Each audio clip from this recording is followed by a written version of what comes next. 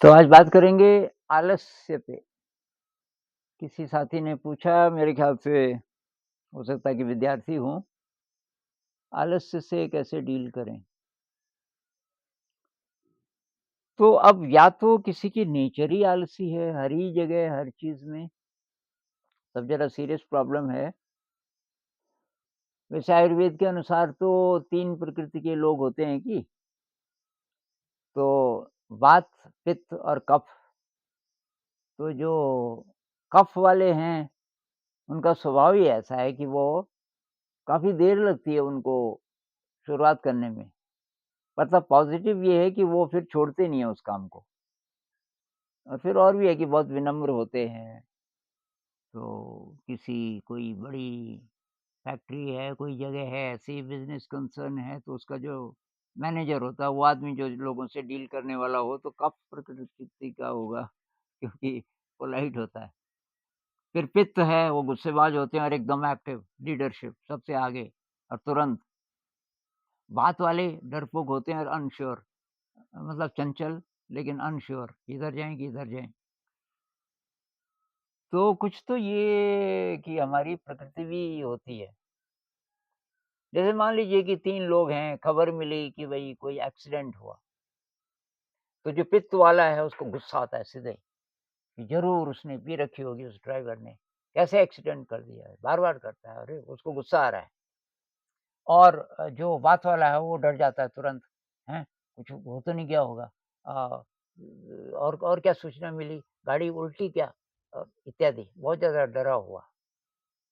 और जो कफ वाला है, वो बोलेगा कि अच्छा, कोई बात नहीं, फिर देखेंगे थोड़ी देर में। थोड़ी देर में फिर पता करेंगे। वो ज़रा उस पे तुरंत असर नहीं पड़ता। तो आपकी प्रकृति क्या है? और कोई भी प्रकृति हो, बहुत ज़्यादा आलसी होना तो ठीक नहीं है। हाइपर एक्टिव होना भी शायद ठीक नहीं है, लेकिन जो काम करना ही है, उसको तो भाई तुरंत करना चाहिए। उसमें तो कबीर साहब की बात मान लीजिए आप, कि काल करे सो आज करे सो अब, तुरंत करो कि जो करना है। उन्होंने शायद साधना के बारे में बोला होगा, मेडिटेशन में भी यही होता है ना, हम पोस्टपोन करते रहते हैं। या ध्यान में बैठे आलस्य आ रहा है, नींद आ रही है, हो नहीं रहा है, तो क्या करें?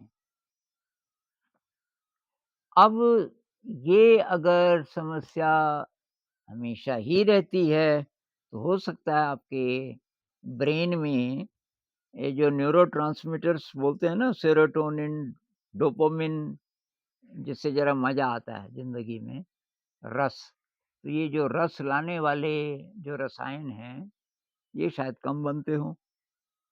तो अगर ऐसा है, तो पता कीजिए। उसमें तब कुछ चीज़ें, सबसे पहले खान-पान अपना चेक कीजिए। तो कहते हैं जो सेरोटोनिन है, उसके लिए ये ट्रिप्टोफ़ैन एक चीज़ है, ये जो ब्लू में है, ट्रिप्टोफ़ैन। तो ट्रिप्टोफ़ैन जो है ये ज़्यादा होना चाहिए आपके डाइट में। और डोपामाइन के लिए ये टाइरोसिन, ये वाला टाइरोसिन, तो ये ज़्यादा होना चाहिए। तो किस डाइट में, तो मैंने शाकाहारी डाइट ली है, कि फूड चेक कीजिए अपना कि आप बेकरी का तो नहीं खाते, ब्रेड तो नहीं खाते। तो जो भी भोजन, आयुर्वेद के हिसाब से भी शायद ये बात सही है, जो भी भोजन पहले से थोड़ा पका हुआ है, जैसे नूडल्स हैं, क्या अभी 2 ही मिनट में हो जा रहे हैं, मतलब पहले से पका के रखा हुआ है। टिन में बंद हैं, जिनमें प्रिज़र्वेटिव है। तो ऐसा वाला जितना भी भोजन है, तो वो आपको आलसी करेगा। वो एनर्जी कितनी देगा पता नहीं, पर आलसी ज़रूर करेगा। उसी तरीके से बाज़ार का दूध है पैकेट वाला, प्रिज़र्वेटिव्स बहुत ज़्यादा हैं इसमें।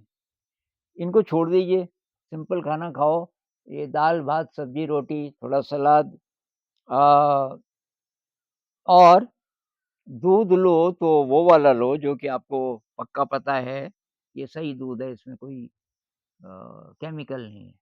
पानी की मिलावट तो कोई बात नहीं, लेकिन कोई प्रिज़र्वेटिव नहीं है, कोई और चीज़ें नहीं डाली गई हैं। तो ये अ, सेरोटोनिन के लिए अब मिल्क मतलब अच्छे वाला अगर हो तो, एक है मूँगफली बहुत बढ़िया है, जितने भी नट्स हैं, उन सब में सबसे बढ़िया वो केमिकल के हिसाब से भी मैं बोल रहा हूँ उसमें केमिकल वगैरह बहुत कम होंगे, तो ये मूँगफली बहुत बढ़िया है। तिल, तिल बहुत अच्छा है, तिल के बीज सीधे हों या तिल का तेल हो, तो तिल बहुत बढ़िया है, तिल के लड्डू भी मिलते हैं। सोयाबीन बहुत बढ़िया है, सोयाबीन और मूँग, मूँग को कहते हैं कि अगर आप अंकुरित करें अंधेरे में, उसपे लाइट ना पड़ने दें। आजकल 2 प्रकार के प्रयोग हो रहे हैं कि अगर लाइट डालें, ऐसी जगह रखें मूँग को जहाँ की प्रकाश हो, तब क्या बनेगा उसमें और जो तो ये है कि अंधेरे में अंकुरित करना कि ज़्यादा अच्छा है, तो उसमें ये कुछ-कुछ चीज़ें बनेंगी जो कि अ सेरोटोनिन को बनाने में मदद करेंगे। फल खाइए, ताज़ा फल खाइए, ताज़ी सब्जियाँ खाइए, पत्ते वाली सब्जियाँ बहुत ज़्यादा, पत्ते वाली सब्जियाँ बहुत ही बढ़िया आपके लिए पालक इत्यादि, इत्यादि। अब ये जो डोपामाइन है, डोपामाइन के लिए 2 चीज़ें हैं, एक तो मैग्नीशियम है, जिन-जिन चीज़ों में मैग्नीशियम हो और एक यही ये टाइरोसिन है, ये 2 चीज़ें। तो फल फल सेब है, आपका केला है, संतरा है टमाटर है, पत्ते वाली सब्जियाँ हैं, बीन्स, मटर, ये सारी चीज़ें आपके लिए बहुत बढ़िया है। एक्सरसाइज़, एक्सरसाइज़ बहुत ज़रूरी है। एक बहुत ही शानदार एक्सरसाइज़ है, आप कोई इंस्ट्रूमेंटल म्यूज़िक लगा दीजिए और उस पे डांस कीजिए आधा घंटा। और अगर आप परिवार में बहुत सारे लोग हैं और वहाँ नहीं जगह है, नहीं हो पा रहा है, तो थोड़ा दौड़ के आ जाइए, थोड़ा योगासन कर लीजिए, कुछ भी कर लीजिए, लेकिन ये एक्सरसाइज़ तो बहुत ज़रूरी है। एक्सरसाइज़ मतलब सिर्फ़ 5-6 मिनट नहीं कम से कम आधा घंटा तो एक्सरसाइज़ ज़रूरी है। और तो भोजन हो गया, एक्सरसाइज़ हो गया, स्लीप ना तो बहुत ज़्यादा सोना चाहिए और ना कम सोना चाहिए। तो बहुत सारे लोग कम सोते हैं, तो तब भी एडवर्स इफ़ेक्ट पड़ेगा क्योंकि कम सोएँगे तो अगले दिन ज़रा सुस्ती ज़्यादा आएगी। तो ठीक समय पे सो जाइए, मेडिटेशन मेडिटेशन की हम बात करते ही रहते हैं, बहुत, बहुत, बहुत लाभदायक और उससे तो बहुत सारे ऐसे केमिकल्स बनते हैं शरीर में, जो कि वैसे बना नहीं सकते हम क्योंकि कहाँ से लाएँगे ऐसे-ऐसे भोजन। बहुत सारी चीज़ें ऐसी हैं जो कि अगर आप शाकाहारी हैं, चाहे मांसाहारी भी हैं, मांसाहार में तो और भी खतरा है ना कि उसमें ठीक है प्रोटीन वग़ैरह आपको मिलेगा, लेकिन उसके साथ पता नहीं क्या-क्या बीमारियाँ आ सकती हैं। जानवर से क्या-क्या बैक्टीरिया आ सकते हैं, ज़रा खतरा ज़्यादा है। और कुल मिला कर के मेडिटेशन के लिए भी ज़्यादा अच्छा नहीं है। तो शाकाहारी ज़्यादा अच्छा माना जाता है। फूड, एक्सरसाइज़, स्लीप मेडिटेशन अ, ये सारी चीज़ें। और अब बात आ गई कि काम कैसा है? कुछ प्रकार के काम हमारा दिल पहले ही मरने लगता है, यार कैसे करेंगे इसको? और इसलिए हम टालते रहते हैं, टालते रहते हैं। जैसे पढ़ाई-लिखाई का काम बहुत सारे विद्यार्थी हैं वो अब फ़ोन पे तो हम कितना टाइम खर्च कर लेते हैं, लेकिन जो पढ़ाई-लिखाई की चीज़ है उसको छूने का मन नहीं करता बहुत बार, तो क्या करें? एक तो वही है फ़ोन कम करो, इससे आपको टाइम मिलेगा। फ़ोन का बेस्ट तरीका ये है अगर बहुत प्रॉब्लम नहीं है तो उसका सिम गायब कर दो। सिम निकाल के कहीं छुपा दो कुछ दिनों के लिए, 10-15 दिन के लिए, हिम्मत करके और देखो कितना फ़र्क पड़ता है। तो होना तो ये चाहिए कि जब उसका उपयोग करना हो तब आप कर सकें क्योंकि बहुत बहुत ज़्यादा यूज़फुल भी है। उसके बिना काम चलना मुश्किल है आजकल। लेकिन उसकी जो लत पड़ जाती है और वो लगे रहते हैं लोग। पता चला कि भाई कल कितना यूज़ किया और आपको पता ही नहीं कि कुछ यूज़फुल देखा कि नहीं देखा, लेकिन वो कह रहा है कि साढ़े 6 घंटे आपने कल साढ़े 6 घंटे इसी पे बर्बाद किए। बहुत ज़्यादा एडिक्टिव और बहुत ज़्यादा हमारी आदत ही बन गई कुछ न कुछ उसमें, उसको बंद कर दो आप। जब अति आवश्यक हो तब उसका इस्तेमाल कर दो, नहीं तो किसी जगह बंद कर सकते हो, उसपे लॉक कर दो, किसी जगह रख दो उसको और जब अति आवश्यक हो तब निकालो, ये भी हो सकता है। तो फ़ोन कम करो। अ, ब्रह्मचर्य का पालन आजकल बहुत लोग बोलते हैं जी वो इंटरनेट में देखो तो वो तो कहते हैं कि कोई बात नहीं। भाई कौन कहते हैं? वेस्टर्न मेडिकल साइंस के हिसाब से आपको चलना है, तब तो कई चीज़ों में हमें धोखा ही धोखा मिलेगा। क्योंकि जो वेस्टर्न मेडिकल साइंस है अभी, वो इन चीज़ों को एक्सप्लोर अभी ठीक से नहीं कर पाई कि मेडिटेशन से क्या होता होगा इत्यादि। तो आप अपना जो पुराना एंशिएंट विज़डम है भारत का, उसको थोड़ा देखिए और उसमें हर जगह आपको मिलेगा। साधना के लिए, विद्या के लिए, दिमाग को तेज करने के लिए ब्रह्मचर्य बहुत ज़रूरी है, उसका पालन कीजिए। आप मेडिटेशन करेंगे तो वैसे ही काम वासना कम हो जाएगी। तो देखिए, अब काम है और बहुत बोरिंग है, लेकिन करना ही है, तो ज़रा-सा छेड़िए कहीं से।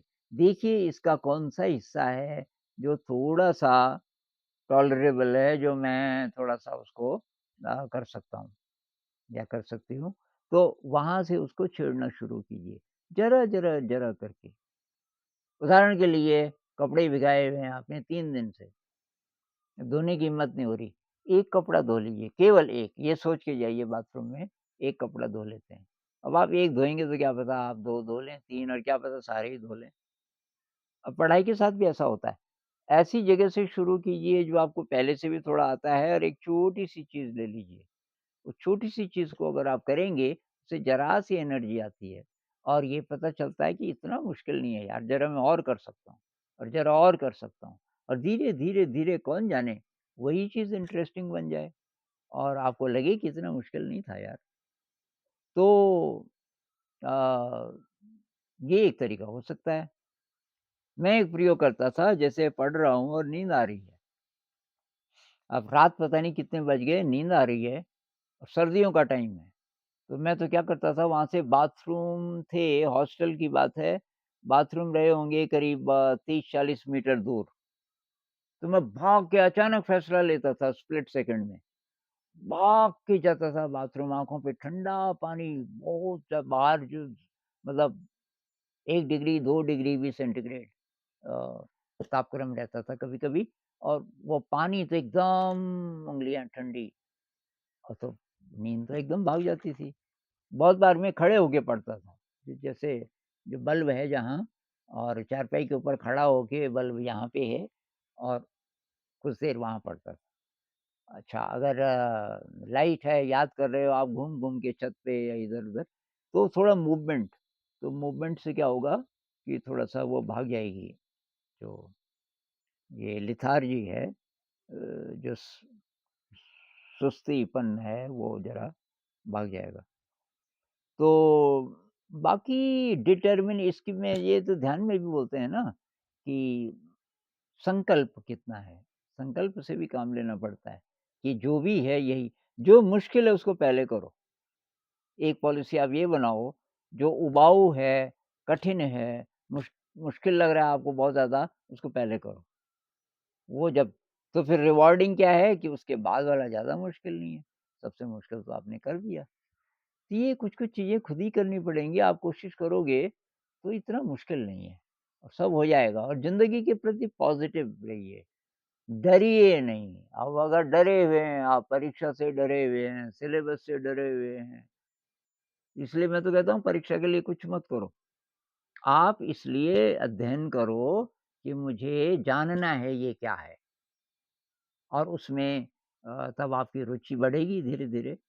परीक्षा को भूल जाओ, परीक्षा में अपने आप आप की परफ़ॉर्मेंस अच्छी होगी, क्योंकि आपने जितना ज्ञान ग्रहण किया, वो ज़रा अच्छे ढंग से किया, रसमय ढंग से, जिज्ञासा के कारण। तो जिज्ञासा बहुत ज़रूरी है, विद्या के लिए, किसी भी चीज़ के लिए, ज़िंदगी के लिए जिज्ञासा तो जिज्ञासा कैसे जगे उसकी कोशिश कीजिए। तो ये खान-पान ठीक कीजिए, ब्रह्मचर्य का पालन कीजिए, एक्सरसाइज़ कीजिए खूब और म्यूज़िक, म्यूज़िक के साथ एक्सरसाइज़ में 2 फ़ायदे हैं। एक तो म्यूज़िक से जो फ़ायदा होता है, इंस्ट्रूमेंटल म्यूज़िक, वोकल नहीं और उसके साथ डांस कीजिए, बॉडी मूवमेंट, डांस बहुत बढ़िया एक्सरसाइज़ है और तो ये सब चीज़ें आप करेंगे, तो आलस से भाग जाएगा।